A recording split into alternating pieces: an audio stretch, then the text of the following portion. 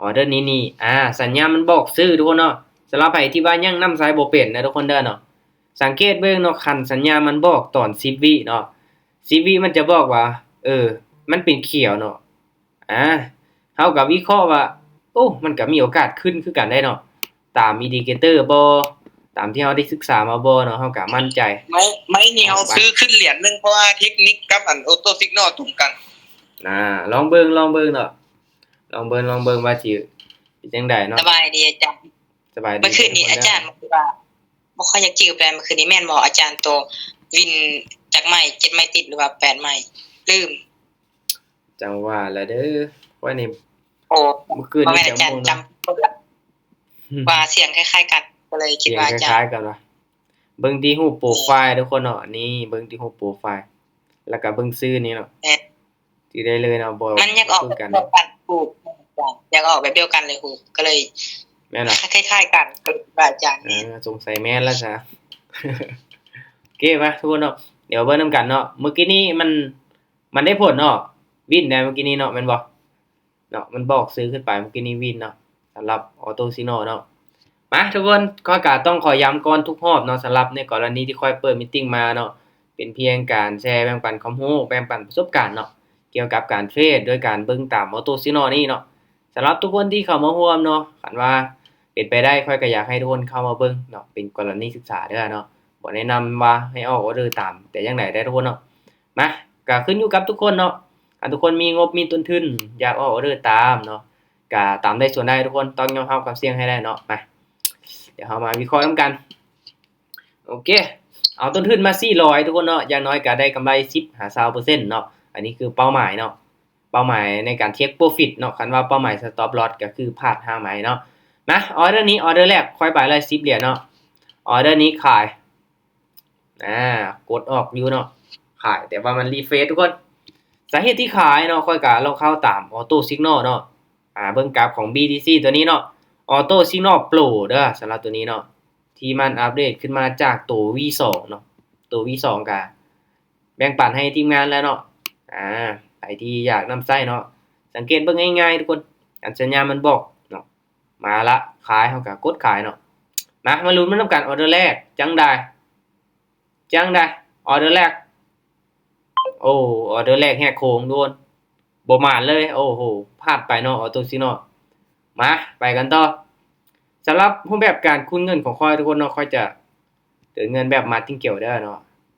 โอเคมาเบิ่งนำกันเนาะตอนนี้มันก็ยังนิ่งอยู่เนาะกราฟก็ค่อนข้างที่จะนิ่งเป็นแดงเทียนน้อยๆเด้โอเคตัวนี้มันบอกซื้อเนาะบาดนี้เนาะมา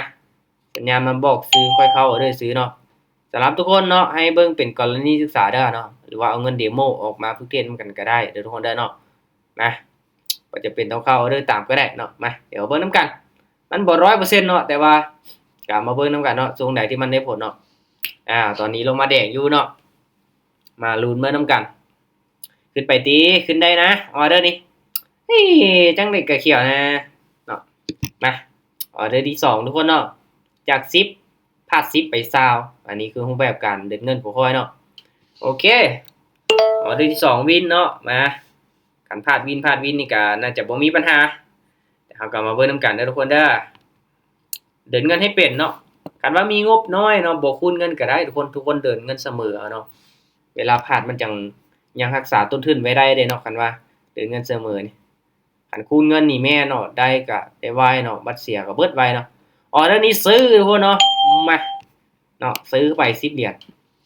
มาลุ้นไปนำกันเนาะสัญญาณมันบอกมาโอ้90ปลายเปอร์เซ็นต์เลยยังซื้อมาจวดๆเลยแหละเนาะมาเดี๋ยวเบิ่งนำกัน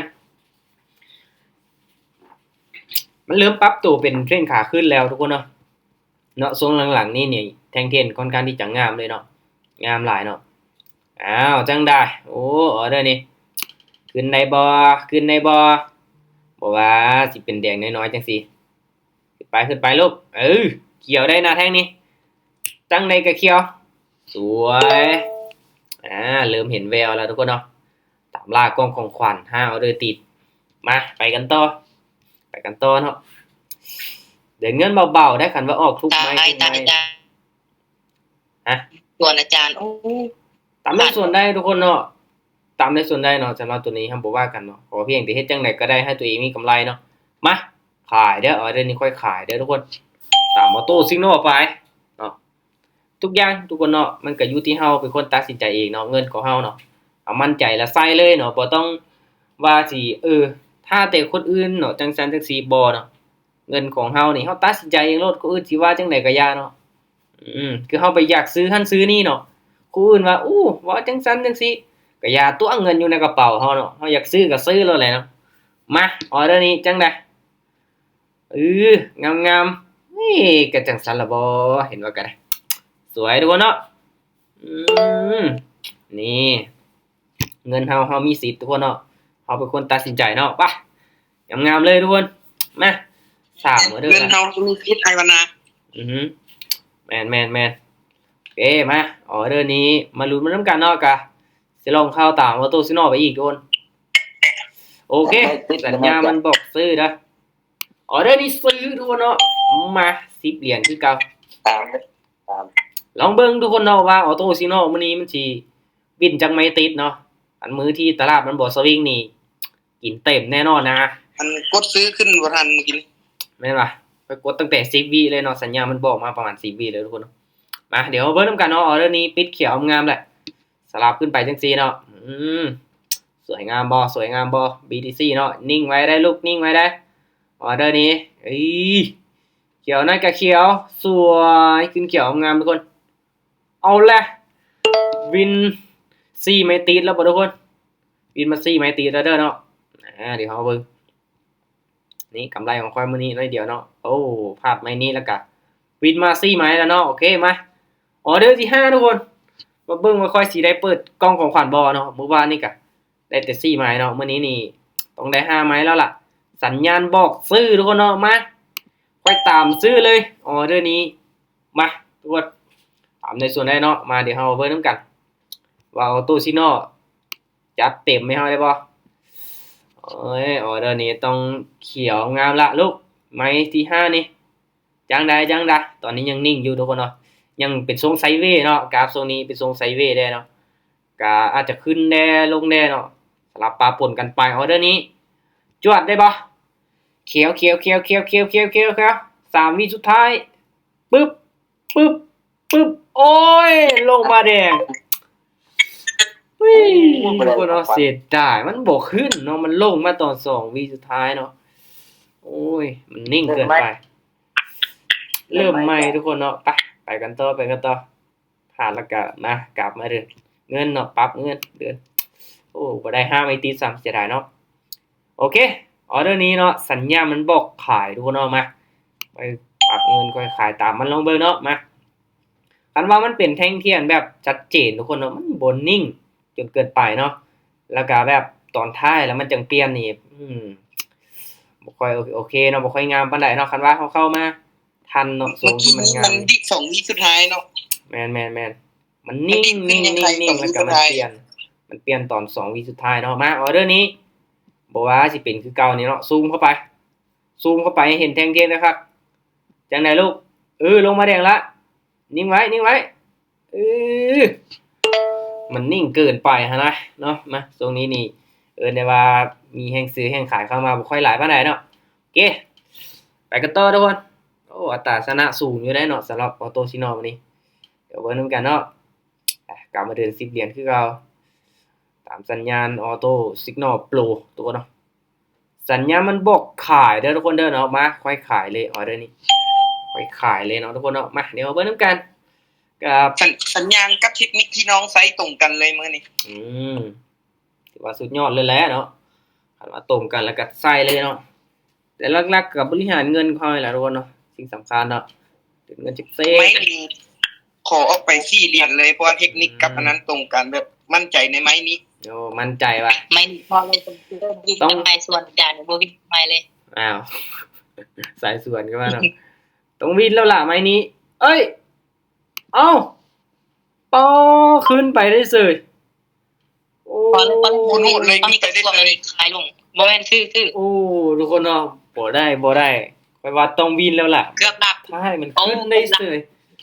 ปาทุกคนเนาะมา รับเงินไปต่อปรับเงินไปต่อออเดอร์นี้คนเนาะมา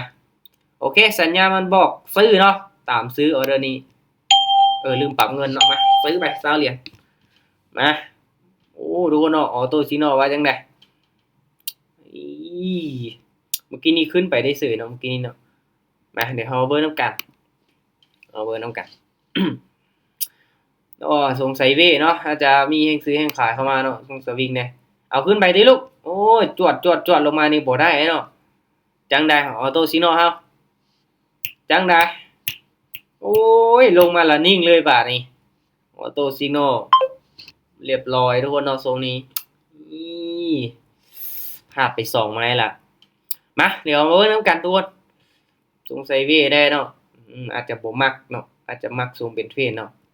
แดงเทียนมันก็แดงเขียวเนาะมีเนาะโอเคมาเป๋าเงินเนาะออเดอร์นี้ไม้ที่3บริหารต้นทุนทุกคนเนาะ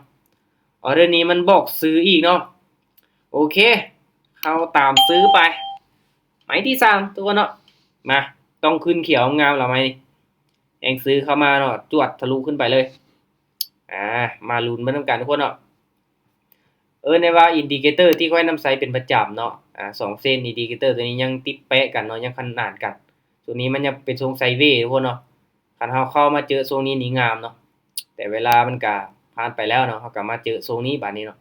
กราฟมันอาจจะผ่านทรงงามมาแล้วก็เจอทรงบ่งามเนาะจังได๋เขียวได้บ่เด้อนี้โอ้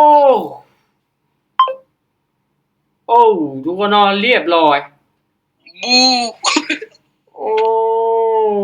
โหดเกินตลาดนี้โหดเกิน ทุกคนเนาะพลาด3เลยบาทนี้เนาะมันพุ่งลงมาบาดเดียวเลยอาจารย์นะมันบ่ได้แบบกระดึบลงมาแม่จวดเลยเนาะป้อตัวโอเคไม้ที่4ทุกคนมาออเดอร์นี้ขายเด้อทุกคนเด้อขายเด้อขาย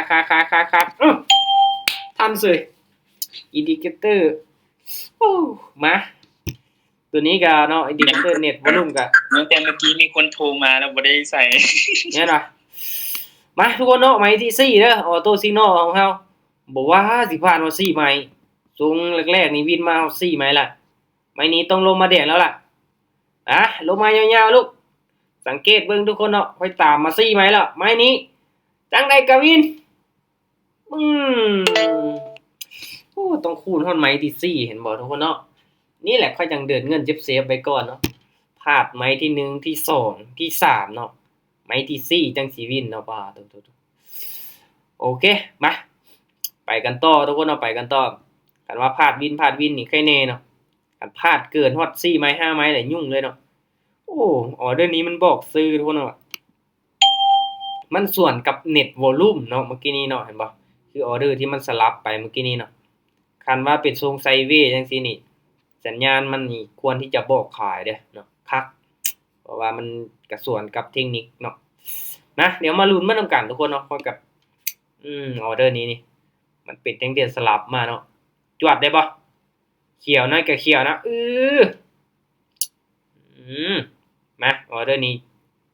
จังได๋ก็วินละก็จังซั่นล่ะบ่ทุกคนเนาะโอเคมายังไปกันต่อตราบใดที่มันยังบ่พลาดเกินงบเนาะที่ค่อยได้ตั้งมาเนาะยังบ่พลาดตามเป้าของเฮาเนาะอาจจะพลาด4ไม้เนาะพลาด3ไม้เนาะไม้ที่4วินเนาะตัวนี้ค่อยกด2บาทพลาด3วินไม้ที่4คันว่าพลาดไม้ที่4เนาะวินฮอดไม้ที่5นี่ก็ยังโอเคคันพลาดโอเคออเดอร์นี้ซื้อเนาะซื้อเด้อคันพลาดฮอดไม้ที่5แล้วก็เบิดเลยทุกคนเนาะอันนี้คือขีดจำกัดของเฮามาคันเทคนิคที่ดีเนาะมีอัตราชนะสูงมันบ่พลาดหลายไม้ขนาดนั้นดอกทุกคนเนาะมาลุ้นนำกันโอเคออเดอร์นี้จวดขึ้นไปได้บ่จวดลูกจวดทุกคนเนาะอยากได้5ไม่ติดกับบ่ฮอด5ไม้ซ้ำตอนนี้เนาะมาเดี๋ยวเพิ่นนำกันสิได้เปิดกล่องของขวัญบ่เนาะเอาเขียวงามออเดอร์นี้มันคือบ่ลงมาตั้งแต่20วิพุ่นว่าทุกคนนี่มันลงมาให้หยังว่าตอนท้ายวะโอ้ยเจ็บใจทุกคนเนาะตลาดบ่ค่อยงามเนาะสงสัยเวนี่เนาะ สวิงแน่น้อยหนึงมาปรับเงินทุกคนเนาะไปกันต่อยังอยู่ในแผนอยู่เนาะบ่เป็นหยังออเดอร์นี้ขายเนาะมาจัดขายลงมาเลยเนาะสัญญามันบอกมา80-90%ล่ะมาจังได๋ก็ต้องงามๆล่ะออเดอร์นี้เหมือนนำกันทุกคนเนาะออโตซิโน ทรงไซเว่เนาะทรงไซเว่อัตราชนะอาจจะบ่สูงเนาะการว่าทรงเป็นเทรนงามๆนี่อาจจะสูงกว่านี้มาเอามาเบิ่งนำกันทุกคนเนาะอืม อันว่าเบิ่งหลายๆกราฟได้พร้อมกันนี่คักเนาะเบิ่งทั้ง Ethereum แน่ Bitcoin แน่เนาะเอาแดงงามๆเอาเด้อนี้สวยอืมวินแล้วก็กลับมาเดิน10เหรียญทุกคนนี่กำไรอยู่เลยทุกคนเนาะคันว่าเฮาพลาดแน่เนาะแต่ว่าเดินเงินนี่ก็โอ้กำไรอยู่เนาะกำไรมา71เหรียญแล้วเนาะต้นทุน400ทุกคนเนาะยังบ่ฮอด80แสดงว่ายังบ่ฮอด20%เนาะอันนั้นก็ไปให้ฮอดจัก20ปลายเปอร์เซ็นต์เนาะโอเคมาออเดอร์นี้ขายเนาะขายจะหลายเขาก็เก็บมอบละ10หา20%เนาะคันว่าเข้าตลาดบ่ได้แท้ๆก็เอาจัก10%ก็โอเคละเนาะอันตลาดมันงามแน่เนาะเทรดแล้ววินรัวๆเฮาก็เก็บเอาประมาณ20%เนาะประมาณนั้นดังกี้จำกัดไว้ทุกคนเนาะมาเดี๋ยวมาลุ้นมันนำกันออเดอร์นี้ว่ามันสิสลับลงมาแดงได้บ่เนาะมันเริ่มปรับตัวไปเทรนขาขึ้นแล้วเนาะแต่ก็เบิ่งจากแท่งเทียนนี่มันก็มีโอกาสสลับลงมาเนาะโอ้เริ่มปรับตัวไปเทรนขาขึ้นแล้วอ๋อตัวซิกนอยังตามบ่ทันเนาะยังบอกขายอยู่เนาะโอ้ยงามๆเลยเอาเดี๋ยวนี้เป็นเขียวงามเลยทุกคนเนาะพลาด1วิน1เนาะตอนนี้เนาะจุดตัดกันออเดอร์นี้นี่คันว่ามันลงมาพักตัวแดงเนาะคันให้ค่อยวิเคราะห์นี่โอ้ยขึ้นไปเขียวว่าล่ะค่อยก็มักซื้อแล้วเนาะคันว่าแท่งนี้เป็นแดงเมื่อกี้นี้เนาะมาเดี๋ยวลองเบิ่งเอาตามออโต้ซิกนอลทุกคนเนาะปรับเงินออเดอร์นี้มันบอกขายอีกเนาะโอ้เอาลองเบิ่งเนาะในเมื่อได้ตามมันละค่อยจะขายเด้อทุกคนเด้อโอ้ออเดอร์นี้เริ่มปรับตัวไปเทรนขาขึ้นแล้วทุกคนเนาะเอาสังเกตเบิ่งเนาะย้อนหลังเนาะเห็นบ่คือตัวนี้ก็มือเทรดดิ้งวิวเนาะมาอาจจะพักตัวแท่งนี้ขึ้นไป3แท่งเด่นเขียวพักตัวอาจจะวินงามๆเลยแหละนี่อาจจะเป็นแท่งเด่นพักตัวเนาะเอ้ยโอ้จวดขึ้นไปอีกแล้วทุกคนพักตัวได้บ่อออเดอร์นี้โอ้เรียบร้อยทุกคนเนาะเป็นขาขึ้นงามเลยบาดนี้ออโต้ซิโน วินเดอร์จานวินเดอร์โอเคทุกคนเนาะตัวซิกนอยังบอกขายอยู่บ่ได้ตีเป็นขาขึ้นแล้วเนาะมาไม้ที่3ทุกคนเนาะไม้ที่3คูณกันไม้ที่3 10 20 40ออเดอร์นี้ซื้อเนาะออเดอร์นี้จัดไปปฏิกิริยาอยากซ่าหน่อยนึงเนาะออโต้ซิกนอเป็นขาขึ้นเนาะจุดที่เฮาตามซื้อนี่จุดนี้เนาะจุดนี้ก่อนเลยทุกคนเนาะตามซื้อขึ้นไปมาคันว่าสิตามก็ต้องตามให้สุดทุกคนมาลุ้นเริ่มกันเนาะไม้นี้พักตัวลงมาแดงแล้วจวดขึ้นไปได้วะว่าสิลงมาเก็บเอาไส้น้อยๆของมันเนาะนะขึ้นได้ยังพอมีเวลาลูกโอ้นิ่งแดงน้อยเลยทุกคนขึ้นได้นะปึ๊บเรียบร้อยโบดได้ทุกคนเนาะโอ้ตัวซีโนพลาดฮอด4ไม้อีกแล้วทุกคนพลาดฮอด3ไม้เนาะมาไม้ที่4อีกแล้วบาดนี้ไปรู้จานมาเดี๋ยวลุ้นไปนำกันเนาะโอเคออเดอร์นี้มันบอกขายทุกคนเอาไม้นี้ค่อยขายนะแต่ว่าใจนี้ปู้มันแบบมันอยากสวนกับออโต้ซิโนเลยนะเนาะตอนนี้เนาะมันพลาดหลายแล้วรู้สึกอยากสวนมันเลยเนาะตอนนี้เนาะเพราะว่ามันโอ้เป็นขาขึ้นแน่เนาะทรงนี้แบบบอกขายตัวนี้ลงมาพักตัวแน่มาลุ้นเริ่มกันทุกคนว่าจีได้ผลบ่ไม้นี้นิ่งแดงได้บ่ไม้ที่4เรียบร้อยทุกคนโอ้ว้าเทียดไปเทียดมาเนาะกำไรทุกคนเสียหายหมดแล้วนี่เนาะโอ้ยพ าดฮอด4ไม้ทุกคนออโต้ซิโนไม้นี้ค่อยกับบ่ฮู้ลังเลจ้ะเนาะอ่ะไม้นี้ค่อยขอผ่านก่อนเด้อทุกคนเด้อสัญญาณมันบอกซื้อเนาะมาไม้ที่ค่อยบ่เข้านี่มันสิได้ผลบ่อีกไม้หนึงทุกคนเนาะบ่ว่าสิมาพลาดทรงท้ายนี้เนาะออโต้ซิโนเฮ็ดกันครับโพดพุ่นน่ะพอดติดลบไป1เหรียญทุกคนโอ้จากที่มีกำไร100ปลายกลับมาติดลบไป1เหรียญปัดโทโอเคไหม ขายเด้อ โอเคจังได๋ออเดอร์นี้ทุกคนมันได้ผลบ่หรือว่าจังได๋ ขายจ้ะ มันลงมาแดงบ่โอ้แม่นอีหลีทุกคนคันเฮาออกไปเนาะตามมอโตซิโนอีกไหมนี่แสดงว่าเฮาพลาดเรียบร้อยแล้วเนาะ5ไม้ติด วิน ทุกคนเนาะมาพลาดทรงนี้เนาะออโต้ซิโนเนาะพลาดฮอด5ไม้เสร็จโอเคมาเดี๋ยวรอท่าเนาะเอาเป็นไม้มั่นใจได้เนาะอาศัยประสบการณ์แน่อาศัยออโต้ซิโนได้อย่างเดียวก็บ่ได้ทุกคนออเดอร์นี้ค่อยผ่านเด้อทุกคนเด้อเนาะออโต้ซิโนมันบอกซื้อเด้อเนาะแต่ว่าทุกคนกล้าเนาะอยากซื้ออยากขายก็ลองเบิ่งเนาะมา ต้องตาม โอเคคันพลาดตามแผนที่วางไว้แล้วก็พักทุกคนเนาะเฮ็ดหยังบ่ได้แล้วก็พักทุกคนเนาะมาไม้นี้ต้องไป160เนาะ1020เนาะแล้วก็40 80 160ทุกคนเนาะมาว่าเรื่องใจว่านี่ก็กำไรหลายเติบเนาะว่านี่บ่ว่ามื้อนี้สิบ่ได้กำไรอีกมันพลาดอีกทุกคนเนาะออโต้ซิโนพลาดฮอด6ไม้ใช่ป้า สิได้สวนมันเท่ๆล่ะติ แม่นเพราะว่าสิได้สวนมันก็คักละบาดนี้โอ้มาทุกคนออเดอร์นี้เบิ่งทรงนี้คือแล้วเนาะออเดอร์นี้นี่ โอเค สัญญาณมันบอกขายเนาะค่อยผ่านก่อนสัญญาณมันบอกขายนี่เนาะที่จริงค่อยก็มักขายอยู่เนาะแต่ว่าเบิ่งอีกก้อนไม้นึงซะเนาะเบิ่งอีกก้อนไม้นึงซะอันตรายอยู่สังเกตเบิ่งดีๆมันลงมาก่อนจังซี่นี่มีโอกาสขึ้นเนาะมันลงมาก่อนจังซี่เนาะ โอ้ย มันจะเทลงมาบาดเดียวเนาะเทลงมาวูบบาดเดียวล่ะตอนท้ายมันมักที่จะขึ้นเนาะตามที่ค่อยสังเกตเบิ่งแท่งเทียนเนาะมันจะเป็นแบบนั้น ว่า พลาดฮอด7ไม้เปล่าตัวสิเนาะโอ้โห บ่ได้ เห็นลายตรงสวนมันจักบาดเสียบ่ทุกคนเนาะมาโอเคมาออเดอร์นี้มาจัดเลยทุกคนเนาะว่ามาแล้วก็ใส่เลยเนาะว่าเรื่องใจใส่ให้สุดออเดอร์นี้สัญญาณบอกมาจังได๋สัญญาณขายเนาะค่อยซื้อเด้อทุกคนเด้อมาคูณเงินไม้ที่5เนาะตอนนี้ออโต้ซิโนมันพลาดเนาะก็เลยสวนมันเนาะเป็นไม้สุดท้ายแล้วไม้นี้มาออเดอร์นี้นี่จังได๋ก็เขียวแล้วนะคนถ้าเบิ่งรถเนาะมั่นใจรถออเดอร์นี้สวนออโต้ซิโนไปละโซนแรกๆนี่วิ่งงามๆเนาะฮอต4ไม้มาโซนหลังๆนี่ไปกันใหญ่เนาะพลาดฮอต7ไม้เลยมาตอนนี้นิ่งอยู่ขึ้นไปได้ออเดอร์นี้จังไดก็เขียวได้ยังพอมีเวลาจังได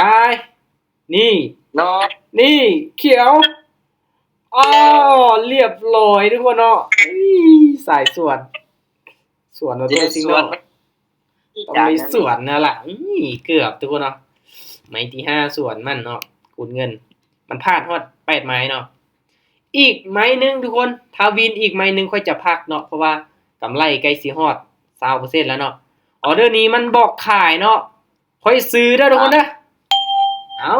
อาจารย์ ลองเบิ่ง สวนออโต้เลยบัดนี้ สวนเลยบาดนี้เนาะลงสวนมึงจักบาทมาคันว่าวินไม้นี้เฮาก็สิเทคโปรฟิตทุกคนเนาะกำไรมา20ปลายเปอร์เซ็นต์บ่ได้เนาะจากต้นทุน400เนาะบวกขึ้นมาฮอด400กับ70ปลายแล้วเนาะอีกไม้นึงไม้นี้นี่เขียวงามในบ่สวนออโต้ซิโนได้นะไม้นี้จังได๋ก็เขียวนะนี่เอ้าจังได๋ เดี๋ยว โอ้ยบัดไม้นี้พอได้ผลเนาะบัด น้อง ไม้ สวน นี้ อะไรสวย เฮ้ยมาวินอีกไม้นึงมันได้ผลแล้วบัดนี้ไม้นี้นี่ค่อยมักขายเด้อทุกคนเด้อเนาะมันพักโตเขียวจังซี่เนาะโอเคค่อยขายเลยมั้ย ออโต้ซิโนยังบ่มาเนาะโอ้สัญญาณมาแล้วสัญญาณมันก็บ่ขายคือกันทุกคนโอ้ยป้าทุกคนมันคือลงมาแฮงแท้โอ้ยเนาะ ขายอาจารย์ โอ้ค่อยขายตั้งแต่13วิพุ่นเนาะสัญญาณออโต้ซิโนยังบ่มาเลยป้าตุโอ้มันคือลงมายาวแท้โอ้ทุกคน ขึ้นขนาดเลยอาจารย์ลงได้อาจารย์ ลงได้ปะเออ ลงได้ ลงได้ไหมนี่อ๋อทุกคนบ่อยากเสื้อเลย ลงมาได้เสยแดงจังได๋กระแดงเอาเด้อนี้ป้าทุกคน แดง เนาะ ไว้แดงไว้ โอ้โหนี่กดตั้งแต่13วิเนาะยังวินเลยเนาะโอ้โตซิโนมาตอนท้ายเนาะโอเคทุกคนกำไร82เหรียญเด้อ28%เนาะป้าโตคันตามออโตซิโนนี่มีโอกาสที่จะเจ็บแล้วเฮาวันนี้เนาะโอ้ยดีแต่ว่ามาสวนมาเนาะช่วงท้ายๆนี้เนาะโอเคทุกคนเนาะพักไว้ก่อนเนาะตลาดก็เริ่มสวิงแล้วนะเบิ่งจากแทงเทียนเนาะเบิ่งจากไส้เทียนนี่ว่าค่อนข้างที่จะอันตรายหน่อยนึงเนาะอาศัยในการคูณเงินได้แหละมื้อนี้เนาะคันว่าพลาดทอด3-4ไม้แล้วโอ้คันหมดงบนี่ก็เรียบร้อยแล้วทุกคนเนาะแต่ว่าโอเคอยู่เนาะยังดีแต่ว่าไม้ที่5วินเนาะไม้ที่5บ่วินนี่กินต้มมีแล้วมื้อนี้เนาะมีกำไรมาน้อยเดียวเนาะกำไรมา160รอบนี้ก็บวกมา82เนาะ10 20 40 80 160เนาะส่วนออโต้ซิกนอลโอเคทุกคนเนาะเห็นบ่มันก็บ่มีหยัง 100% เนาะบางเทื่อเราก็ต้องอาศัยประสบการณ์ของเราแน่เนาะสิเชื่อมันอย่างเดียวมันก็บ่ได้เนาะ